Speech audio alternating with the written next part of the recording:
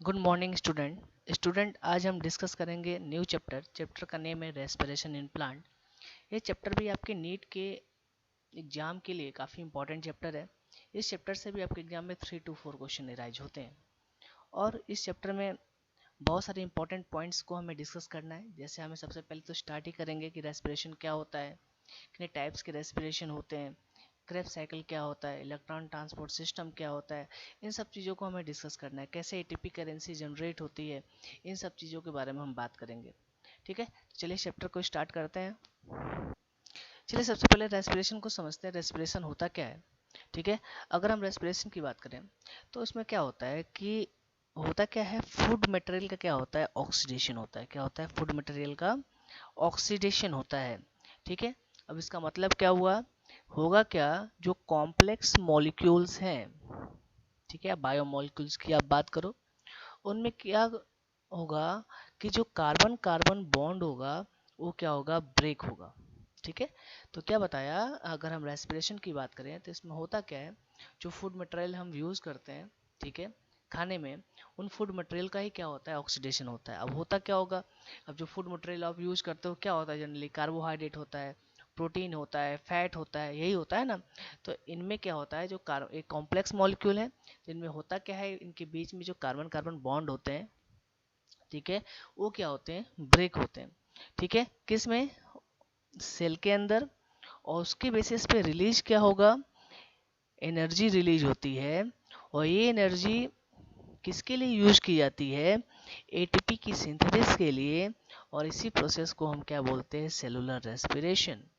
ठीक है, तो ओवरऑल अब क्या बोला आपने कि जो सेल के अंदर फूड मटेरियल का ऑक्सीडेशन होता है, या सिंपली टर्म में आप बात करो कि जो कॉम्प्लेक्स फूड होता है उसके में क्या होता है, कार्बन कार्बन बॉन्ड क्या होते हैं, उनके ब्रेक होते हैं, जिसकी बेसिस पे क्या होता है, एनर्जी रिलीज होती है। ये एनर्जी किसके लिए यूज की जाती है, एटीपी सिंथेसिस के लिए यूज की जाती है। और इसी प्रोसेस को हम क्या बोलते हैं, इसी प्रोसेस को हम बोलते हैं सेलुलर रेस्पिरेशन। ठीक है, चलिए बात, अब ये जो एनर्जी है यूज किसके लिए की जाती है। ठीक है, ये जो एनर्जी यूज किसके लिए की जाती है, कई सारे प्रोसेस के लिए आप कर सकते हो। यहाँ पे कुछ प्रोसेस के नेम लिख रखे हैं, जैसे एब्जॉर्प्शन है, ट्रांसपोर्ट है, लोकोमोशन एंड मूवमेंट है, रिप्रोडक्शन है, ब्रीदिंग है, और भी बहुत सारे जितने भी मैक्सिमम आपके मेटाबॉलिक प्रोसेस है जहाँ पे एटीपी की नीड होती है, ठीक है, वहाँ पे एटीपी इसी प्रोसेस के थ्रू क्या होता है, दी जाती है। ठीक है, तो ओवरऑल आपने क्या बोला कि ये जो एनर्जी यूज की जाएगी किसके लिए, डिफरेंट मेटाबॉलिक प्रोसेस में। अब ओवर रेस्पिरेशन का अगर आप बात करो कि हम क्या इक्वेशन होगा, आप कैसे रिप्रेजेंट कर सकते हो, तो होता क्या है इसमें, ग्लूकोज किसके साथ कंबाइंड होगा, या ग्लूकोज का ऑक्सीडेशन होगा, यानी ग्लूकोज 6 मॉलिक्यूल ऑफ ऑक्सीजन के साथ क्या होगा, कंबाइंड होगा, और टूटेगा किसमें, कार्बन डाइऑक्साइड प्लस वाटर में। और उसके थ्रू जो एनर्जी रिलीज होगी वो उसके थ्रू क्या सिंथेसिस होगा, एटीपी का क्या होगा, सिंथेसिस होगा। ठीक है, अब आप पढ़ते जरूर हो कि जो जब ग्लूकोज का ऑक्सीडेशन होता है तो कितनी एटीपी बनेगी, तो ओवरऑल आप बात करते हो 38 एटीपी क्या होता है, जनरेट होता है। ठीक है, ये 38 एटीपी तो बनता है, पर नेट गेन कितना होता है, नेट गेन कितना होता है, 36 एटीपी का ही होता है, क्योंकि 2 एटीपी क्या है इस प्रोसेस में यूज होते हैं। वो फिलहाल आगे जब स्टेप आप पढ़ोगे तो वहाँ आपको समझाऊंगा मैं। तो ओवरऑल ये बोलते हो ग्लूकोज का क्या हुआ, ऑक्सीडेशन हुआ। ऑक्सीडेशन के बेसिस पे वो किस में टूट गया, कार्बन डाइऑक्साइड प्लस वाटर में। और जो एनर्जी रिलीज हुई, एनर्जी किस में यूज हुई, एटीपी के सिंथेसिस में। आप बात करते हो तो एनर्जी किस में यूज हुई, एटीपी सिंथेसिस में। आगे हम बात करेंगे कितने एटीपी फॉर्म होते हैं, 38 एटीपी फॉर्म होते हैं, टोटल जनरेट होते हैं। बट उसमें हम नेट गेन की बात करें तो नेट गेन कितना होता है, 36 होता है। उसके बारे में भी हम बात करेंगे जब हम glycolysis, Krebs cycle, electron transport system, ये सारी चीज़ें कंप्लीट करेंगे। तो जैसे जैसे कंप्लीट करेंगे आपको क्लियर हो जाएगा। चलिए नेक्स्ट बात करते हैं, जो चलिए बात करते हैं जो अल्टीमेट सोर्स होता है फूड का। ठीक है, जो रेस्पैड या रेस्पिरेशन प्रोसेस में आप बात करते हो यूज होता है, वो क्या होता है, फोटोसिंथेसिस होता है। ठीक है, तो देखो यहाँ पे फोटोसिंथेसिस हुआ, ठीक है, लाइट, क्लोरोप्लास्ट, अब बात करो इसमें क्लोरोफिल वगैरह सब आपने पढ़ा था, अभी फोटोसिंथेसिस कंप्लीट किया है, जिसके थ्रू आपने क्या बोला कि जो केमिकल एनर्जी बना, या बात करते हो ग्लूकोज वेरी जो सिंथेसाइज हुआ, ठीक है, तो इसी ग्लूकोज का क्या होगा, माइटोकॉन्ड्रिया में क्या होगा, ऑक्सीडेशन वेरी हमें देखने को मिलेगा, या आप बोल सकते हो सेलुलर रेस्पिरेशन देखने को मिलेगा। अब इस सेलुलर रेस्पिरेशन से क्या होता है, वापस क्या होगा, कार्बन डाइऑक्साइड प्लस वाटर आप बोलते हो रिलीज होगा, और एक कार्बन डाइऑक्साइड वाटर वापस क्या होगा, इस फोटोसिंथेसिस प्रोसेस में क्या होगा, यूज होगा। तो आप डायरेक्टली बोल सकते हो कि जो अल्टीमेट सोर्स होता है फूड का, ठीक है, जो रेस्पायर्ड होता है वो क्या होता है, फोटोसिंथेसिस होता है, ठीक है। चलिए नेक्स्ट बात करें, जो कंपाउंड होते हैं, ठीक है, डेट आर ऑक्सीडाइज, जो ऑक्सीडाइज के आते हैं रेस्पिरेशन में, उनको हम क्या बोलते हैं, रेस्पिरेटरी सबस्ट्रेट बोलते हैं। तो क्या बताया, कंपाउंड जो क्या होते हैं, ऑक्सीडाइज होते हैं ड्यूरिंग रेस्पिरेशन, तो ऐसे कंपाउंड को हम क्या बोलते हैं, रेस्पिरेटरी सबस्ट्रेट बोलते हैं, ठीक है। अब कौन कौन से रेस्पिरेटरी सबस्ट्रेट हैं, जैसे आप बात करते हो कार्बोहाइड्रेट, ठीक है, जो मोस्ट कॉमन है, protein, fat and organic acid, ठीक है। तो देखो आपने पढ़ा भी है और आप याद भी रखेंगे, आपके एग्जाम में क्वेश्चन आता है, बायोमोलिकुल में मैंने इसको डिस्कस कराया था, प्राइमरी फ्यूल, क्या बोलते हो, हमारे बॉडी का प्राइमरी फ्यूल क्या है, आपका कार्बोहाइड्रेट ही है। मतलब जब भी ऑक्सीडेशन होगा तो सबसे पहले ऑक्सीडेशन किसका होगा, कार्बोहाइड्रेट का ही होगा। इन रेस्पिरेटरी सबस्ट्रेट में सबसे पहले काम कौन करेगा, कार्बोहाइड्रेट ही करेगा। प्रोटीन, फैट, ऑर्गेनिक एसिड, ये सब क्या है आपके, है तो रेस्पिरेटरी सबस्ट्रेट, बट इनका ऑक्सीडेशन क्या होता है, बहुत एक्सट्रीम कंडीशन में होता है जब इनकी नीड होती है, ठीक है। लेकिन मेन आपकी बॉडी का प्राइमरी बायोफ्यूल क्या होता है, आपका कार्बोहाइड्रेट ही होता है। सेकेंडरी बायोफ्यूल क्या होता है, आपका फैट होता है। क्या होता है सेकेंडरी बायोफ्यूल जो है, ठीक है, वो क्या होता है, आपका फैट होता है। तो दो चीज़ याद रखेंगे, प्राइमरी बायोफ्यूल क्या है आपका, कार्बोहाइड्रेट, यानी हमारे बॉडी में अगर हम बात करें सारे रेस्पिरेटरी सबस्ट्रेट प्रेजेंट हैं, ठीक है, और आप बात करते हो कि ऑक्सीडेशन किसका होगा, पहले तो कार्बोहाइड्रेट है जो मोस्ट कॉमन है, उसके बाद फैट है, ठीक है, फिर बाकी जो आपके रेस्पिरेटरी सबस्ट्रेट है, जैसे आप बात करते हो प्रोटीन है, ऑर्गेनिक एसिड है, इन सब का ऑक्सीडेशन देखने को मिलेगा रेस्पिरेशन प्रोसेस में जब एक्सट्रीम कंडीशन होगी। अदरवाइज आप बात करो कि मोस्ट कॉमन जो रेस्पिरेटरी सबस्ट्रेट है वो क्या है, आपका कार्बोहाइड्रेट है। फिर फर्दर हम बात करते हैं तो क्या है, आपका फैट है। चलो नेक्स्ट बात करें, अब आपने बोला ड्यूरिंग जो रेस्पिरेशन की आप बात करते हो, जो एनर्जी क्या होता है, रिलीज होता है, ठीक है, वो डायरेक्टली यूज नहीं होता, ठीक है, बट यूज किस फॉर्म में होता है, उसका यूजेज होता है कि एटीपी की सिंथेसिस में। उसका यूजेज कहाँ होता है, एटीपी को सिंथेसाइज करने में या एटीपी को बनाने में। तो अब क्या बताया कि जो एनर्जी रिलीज हो रहा है ड्यूरिंग रेस्पिरेशन प्रोसेस, ठीक है, वो डायरेक्टली यूज नहीं होता प्लांट के थ्रू, ठीक है, वो एनर्जी यूज के लिए किया जाता है, एटीपी के सिंथेसिस में क्या किया जाता है, यूज किया जाता है, ठीक है। जब एनर्जी की नीड होती है, ठीक है, तो एटीपी क्या होते हैं, ब्रेक होते हैं, ठीक है। तो इसलिए हम क्या बोल सकते हैं कि एटीपी को हम क्या बोलते हैं, एनर्जी करेंसी बोलते हैं। एटीपी कैसा काम करता है, एनर्जी करेंसी के जैसे काम करता है किसी भी सेल के लिए, ठीक है। तो क्या बताया कि एक तो आपने बोला कि जो डायरेक्टली एनर्जी रिलीज हो रहा है रेस्पिरेशन प्रोसेस से, उसको हम डायरेक्टली यूज नहीं कर सकते, उसको हम यूज किस लिए करते हैं, एटीपी की सिंथेसिस में। और जब हम बॉडी को क्या होती है, या प्लांट की बात करो, उसमें क्या होती है, एनर्जी की नीड होती है, तो ये एटीपी मॉलिक्यूल क्या होते हैं, ब्रेक होते हैं, ठीक है, और उसके थ्रू क्या होता है, एनर्जी रिलीज होती है और एनर्जी क्या किया जाता है, यूज किया जाता है, ठीक है। तो एटीपी कैसा काम करता है, एटीपी कैसा एक्ट करेगा, एनर्जी करेंसी के जैसे काम करता है किसी भी सेल के लिए। तो आपके एग्जाम में क्वेश्चन भी आया है, सेल का एनर्जी करेंसी क्या होता है, तो क्या होता है, एटीपी होता है, ठीक है। हम जरूर ये पढ़ रहे हैं कि रेस्पिरेशन इन प्लांट, बट ऐसा ही रेस्पिरेशन हमें ह्यूमन बीइंग्स में भी देखने को मिलेगा, ठीक है। हाँ नेक्स्ट बात करते हैं,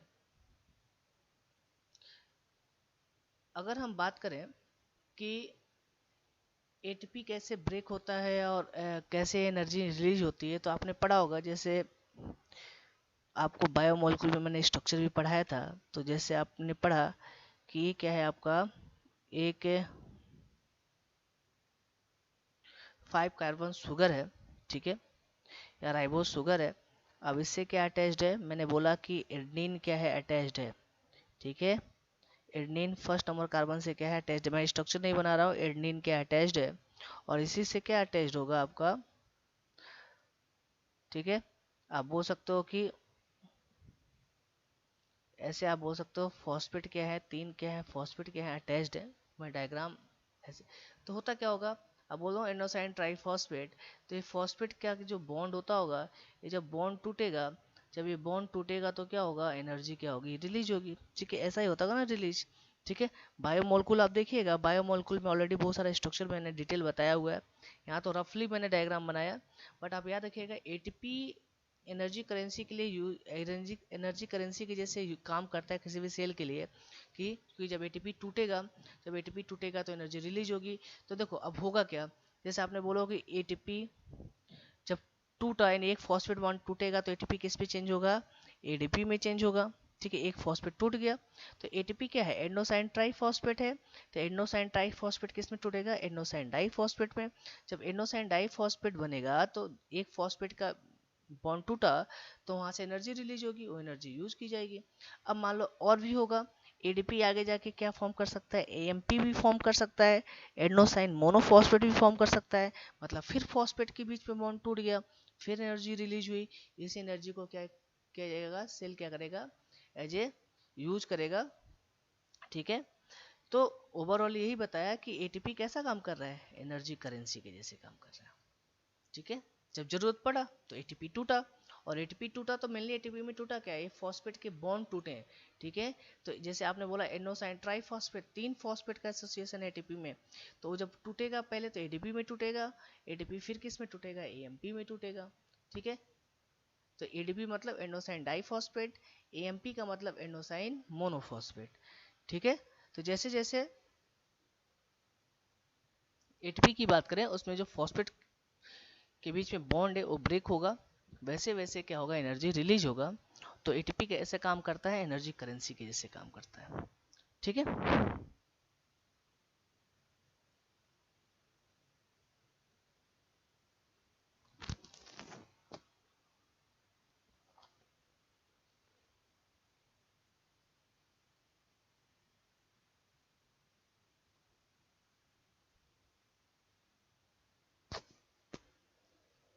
चलिए नेक्स्ट बात करें।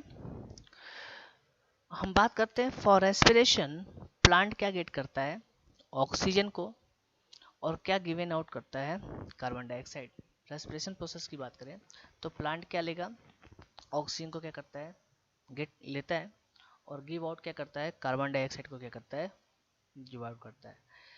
तो प्लांट में जो गैसेस एक्सचेंज होता है वो किसके वाया होता है, स्टोमेटा के थ्रू होता है और लेंटिसेल के थ्रू होता है। और आपको स्टोमेटा और लेंटिसेल दोनों की स्ट्रक्चर ऑलरेडी आपको पता है।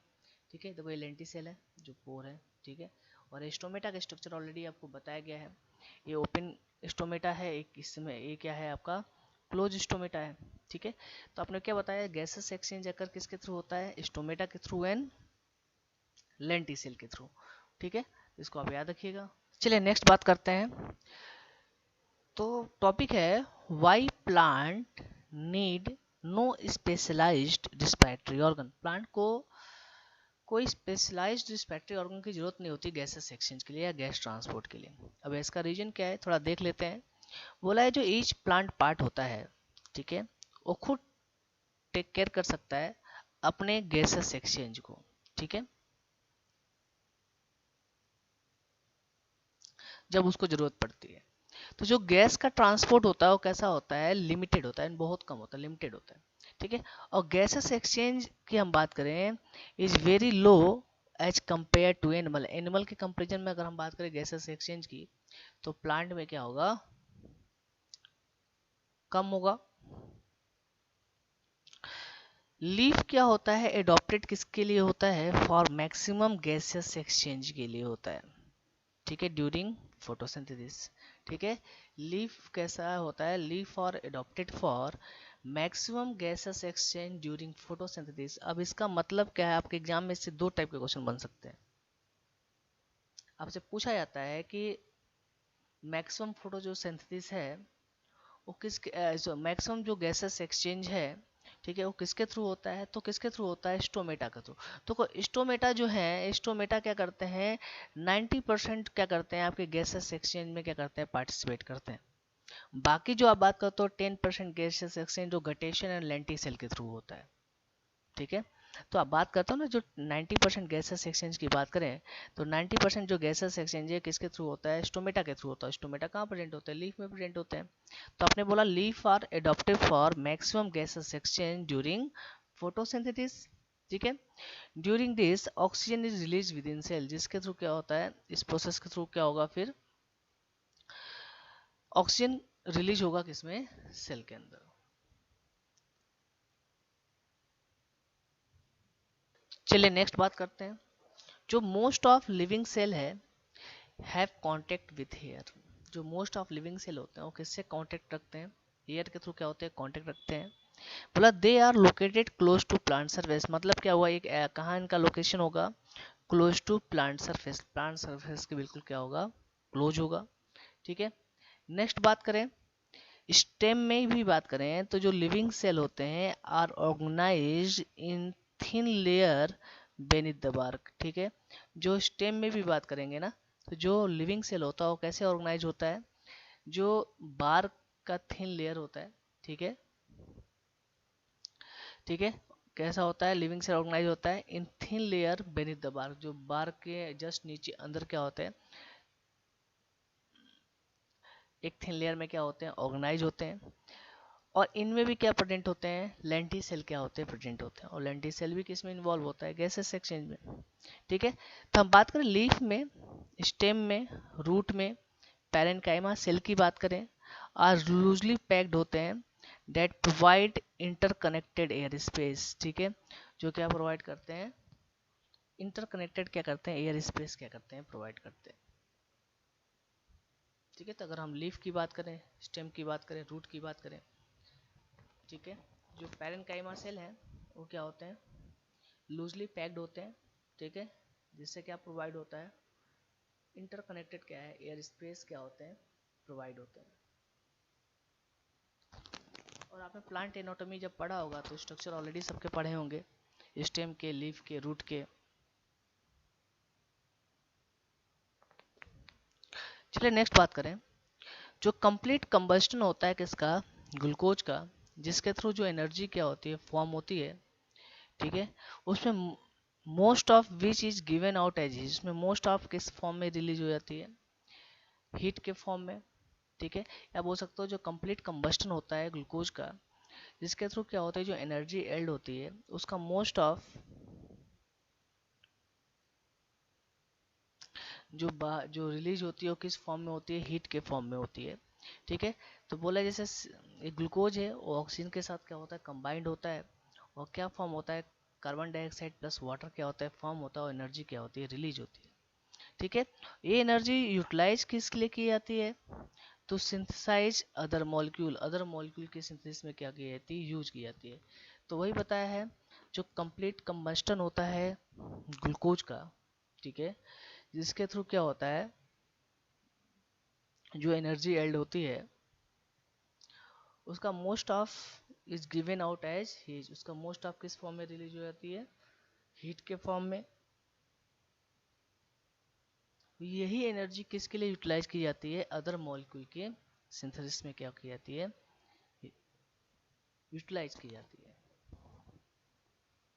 चलिए नेक्स्ट बात करते हैं,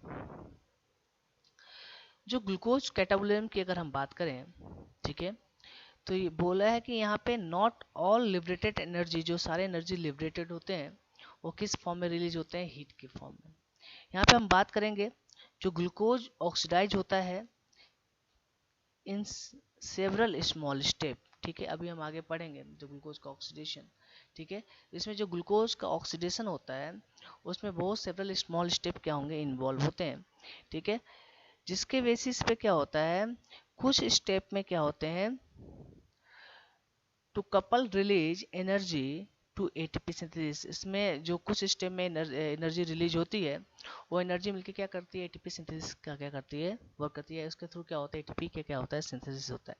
तो बोला अगर हम बात करें ग्लूकोज कैटाबोलिज्म की, तो जो सारी एनर्जी लिबरेट हो रही है वो एनर्जी हीट के फॉर्म में बाहर नहीं निकलती। अगर हम बात करते हैं ग्लूकोज की, जो ग्लूकोज का ऑक्सीडेशन होता है वो क्या होता है, सेवरल स्मॉल स्टेप में होता है, ठीक है। जिसके बेसिस पे क्या होता है, कुछ स्टेप में जो कपल एनर्जी रिलीज हो रही है उसके थ्रू क्या होता है, एटीपी क्या होती है, सिंथेसाइज होती है। वो अभी हम ग्लाइकोलिसिस वगैरह पढ़ेंगे तो वहाँ समझेंगे, ठीक है। बोला ड्यूरिंग रेस्पिरेशन की बात करें कि जो ऑक्सीजन का यूटिलाइजेशन होता है, ठीक है, तो और रेस्पिरेशन में क्या होता है, ऑक्सीजन यूटिलाइज होता है, ठीक है। एंड जो carbon dioxide and water energy, ये क्या होते हैं, रिलीज होते हैं। रेस्पिरेशन प्रोसेस में हमने पढ़ा ही है, ग्लूकोज किससे कंबाइंड होता है, ऑक्सीजन से। तो ग्लूकोज का ऑक्सीडेशन होता है तो ऑक्सीजन की क्या होती है, यूटिलाइजेशन होती है। और कार्बन डाइऑक्साइड एंड वाटर क्या होता है, रिलीज होता है। और साथ साथ क्या होता है, एनर्जी क्या होता है, रिलीज होता है। किसमें, रेस्पिरेशन में। तो ग्लूकोज कंबाइंड किससे हुआ, ऑक्सीजन से, जिसका यूटिलाइजेशन हुआ। इससे क्या फॉर्म हुआ, carbon dioxide, water plus ATP या एनर्जी, ठीक है। तो आपने क्या बोला कि CO2 वाटर एनर्जी क्या होता है, रिलीज होता है, ठीक है। सर्टेन हम ऑर्गेनिज्म की बात करें, ये एडॉप्टेड किसके लिए होते हैं, टू एनारोबिक कंडीशन। कुछ ऐसे भी ऑर्गेनिज्म है जो क्या है, एनारोबिक कंडीशन में क्या करते हैं, रेस्पिरेशन करते हैं, हम पढ़ेंगे भी आगे, ठीक है। तो कुछ ऐसे ऑर्गेनिज्म है जो एडॉप्टेड किसके लिए होते हैं, एनारोबिक कंडीशन में, विदाउट ऑक्सीजन क्या करते हैं, सर्वाइव करते हैं। तो उनमें कौन है, कुछ क्या है फैकल्टेटिव एनारोब्स हैं, कुछ क्या है आपके ऑब्लिगेटिव। फैकल्टेटिव मतलब जनरली क्या करते हैं, एटीपी की जनरली क्या करते हैं, एटीपी की सिंथेसिस किसके प्रेजेंस में करते हैं, ऑक्सीजन के प्रेजेंस में, ठीक है। जनरली ये सर्वाइव किस कंडीशन में करते हैं, ऑक्सीजन के इन्वायरमेंट में ही क्या करते हैं, सर्वाइव करते हैं, ठीक है। लेकिन अगर मान लो कि ऑक्सीजन प्रेजेंट नहीं है, ऑक्सीजन क्या है, एब्सेंट है, तो उस समय क्या हो, एनारोब्स के जैसे काम करते हैं। आप बोल सकते हो एनारोबिक कंडीशन में भी क्या करते हैं, सर्वाइव करते हैं। ऑब्लिगेट एनारोब्स की बात करें, कंप्लीटली क्या होते हैं, ऑक्सीजन के एब्सेंस में क्या करते हैं, सर्वाइव करते हैं। तो आप बोल सकते हो एटीपी की सिंथेसिस वगैरह करते हैं। तो डायरेक्टली आप बोल सकते हो कि जो ऑब्लिगेट एनारोब्स क्या होते हैं, वो 100% क्या होते हैं, एनारोब्स होते हैं। मतलब आप बोल सकते हो कि ये कंप्लीटली क्या होते हैं, इन एब्सेंस ऑफ ऑक्सीजन के प्रेजेंस में क्या करते हैं, सर्वाइव करते हैं या एडॉप्टेड होते हैं। बट फैकल्टेटिव एनारोब्स क्या होते हैं, ये जनरली क्या होते हैं, एरोबिक ही होते हैं, ऑक्सीजन के प्रेजेंस में क्या करते हैं, एटीपी वगैरह सिंथेसिस करते हैं। बट अगर ऑक्सीजन नहीं है, ऑक्सीजन एब्सेंट है, तो उस समय क्या करेंगे, ऑक्सीजन के एब्सेंस में क्या करते हैं, एज ए एनारोब्स क्या करते हैं, वर्क करते हैं। या बोल सकता हूँ उस केस में क्या करते हैं, एटीपी क्या करते हैं, सिंथेसाइज करते हैं, ठीक है। यानी अगर मीडियम एरोबिक है तो फैकल्टेटिव एनारोब्स कैसे रहेंगे, आपके एरोबिक के जैसे ही बिहेव करेंगे। लेकिन जैसे ही मान लो कि एरोबिक कंडीशन नहीं है, अब वहाँ पे एनारोबिक कंडीशन है, ऑक्सीजन एब्सेंट है, तो तुरंत क्या करते हैं, अपने मीडियम को चेंज कर लेते हैं, एनारोब्स के जैसे बिहेव करते हैं। पर ऑब्लिगेट तो हमेशा कैसे होते हैं, आपके एनारोब्स ही होते हैं। मतलब क्या होता है कि ऑक्सीजन के एब्सेंस में क्या करते हैं, सर्वाइव करते हैं।